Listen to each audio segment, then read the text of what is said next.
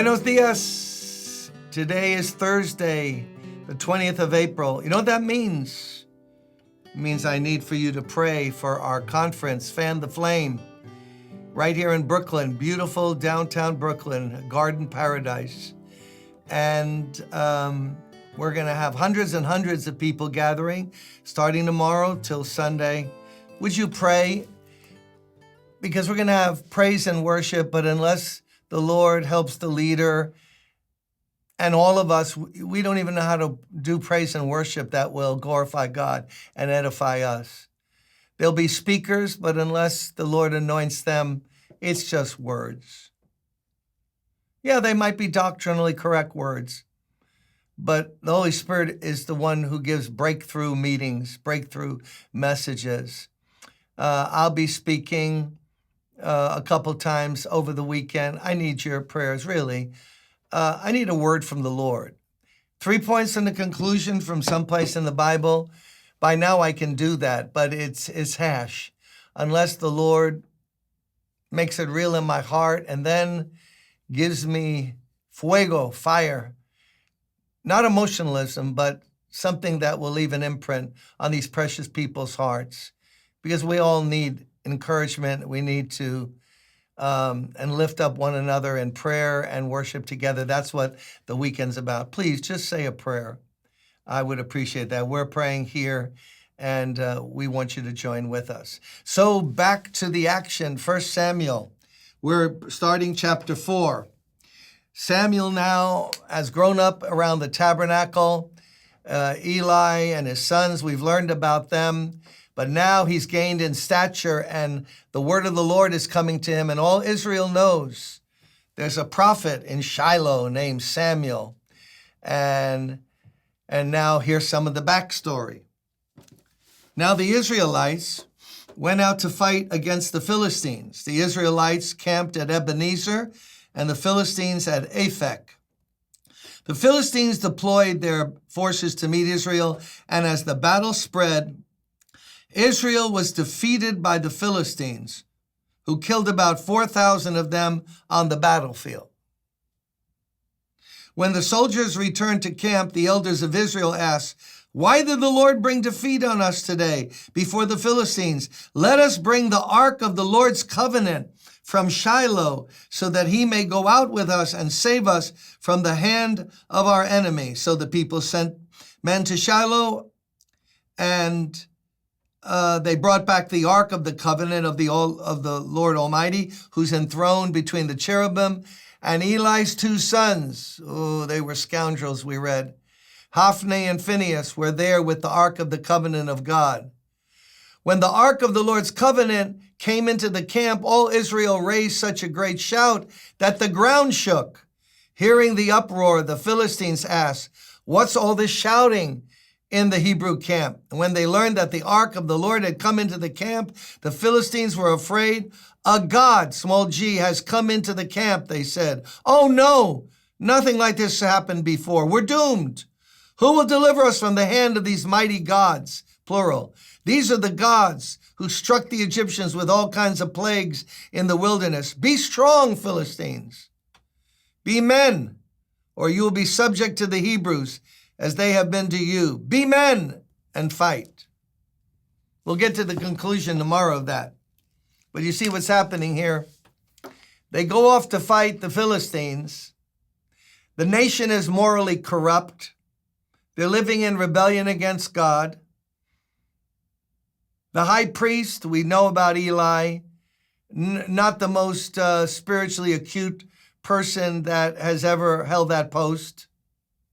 His two sons we know about.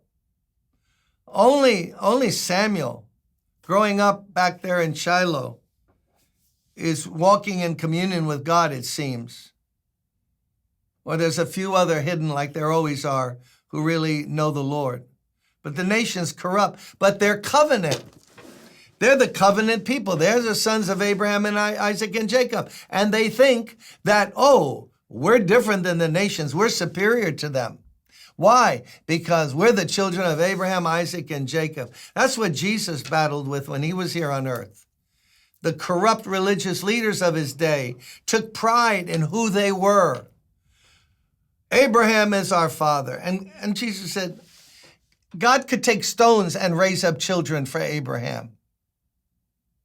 What's this all about?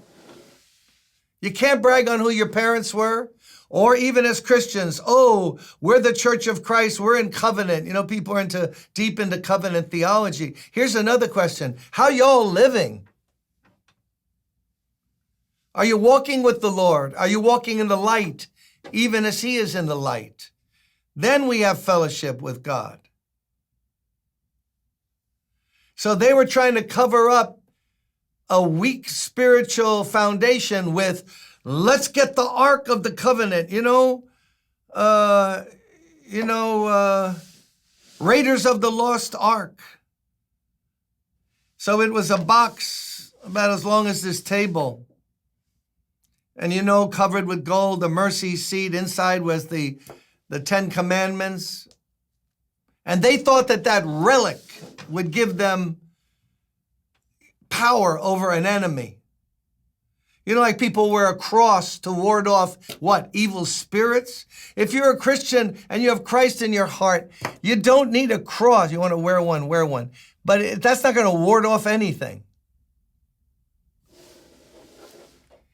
There's no physical object which we need to give us victory. We have victory in our relationship with Jesus Christ. This is Old Testament. So Christ is not named here. But the principle is this. They're bringing up the Ark of the Covenant, and when they see that when the army of Israel, after being defeated, lost 4,000 men, they're getting beat to death. Why? Because you're not right with God. Oh my goodness, we need to learn that, don't we, today? We have parents bring children to be dedicated. I love to do it. And I caution the parents, listen, you care about these children being raised? Bringing them and dressing them up and bringing them to church on Sunday to be dedicated is not good luck for their life. You don't need good luck, you need God.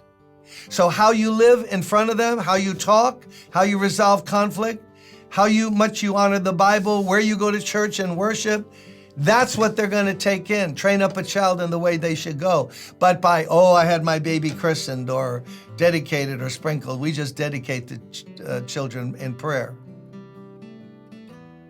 No, that's it. I did the right thing. I had that baby brought there. That's a good thing to do.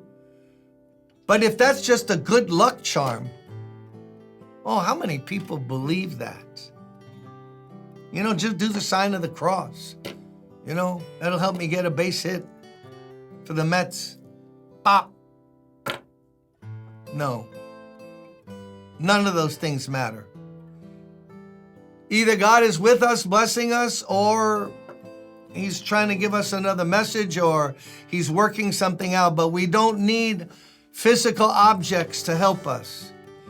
God is spirit, and they that worship him must worship him in spirit and in truth. Where do you get to the conclusion of the battle? That's tomorrow. See you then. Bye-bye.